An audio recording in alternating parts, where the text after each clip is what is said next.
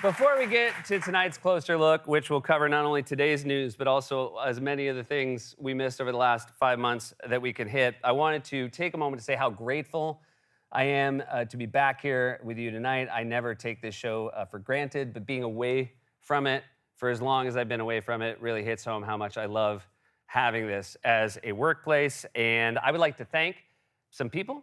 I would like to thank the WJ Negotiating Committee, the Guild leadership, for all the time they put in, all the personal time they sacrificed to be in the room negotiating for the very fair deal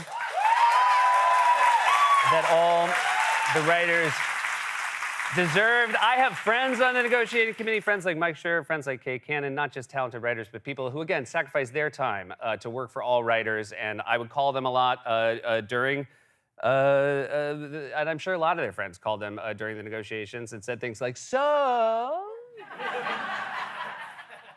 any news?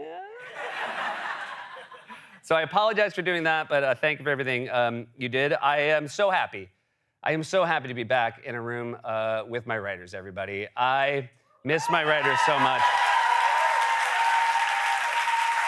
I was so happy to see them this morning. I will admit by lunch, I was a little over it. They're really talented. They just have a ton of opinions, you know? They're always like, maybe it would be funnier if you said it like that. It's not how I say it. Stop blaming it on how I say it.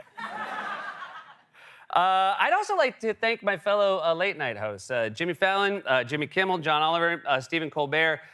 It was great to have them.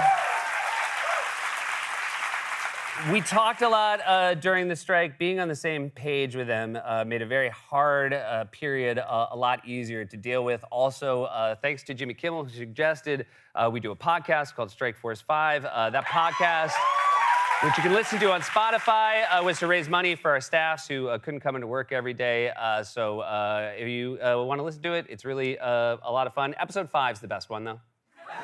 If you only have time for one, listen to episode 5.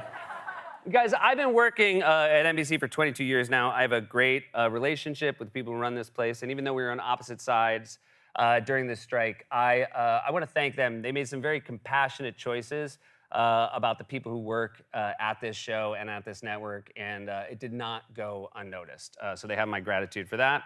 I'd like to thank my family. I know it was not easy to have me around for 5 months. I'll never forget the day this summer where my 7-year-old came up to me and said, not only do I not care what Rudy Giuliani did today, I'm not gonna care what he does tomorrow.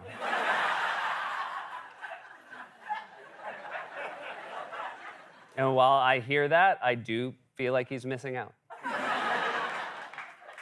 I want to thank you, the audience, for being with us tonight. You,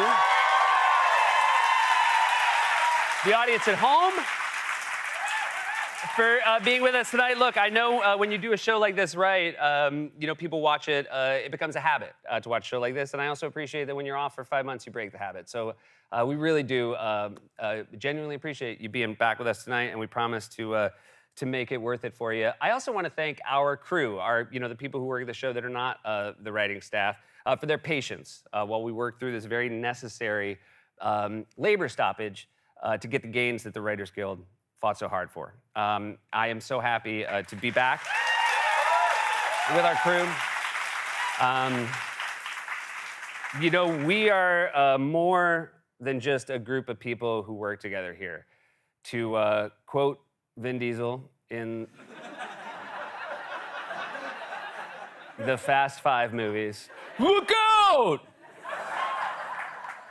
I mean, I assume he says that. I haven't watched all of it. We're family. What I'm getting at is we're family. This is a family, and now I think is as good a time as any to get back to work.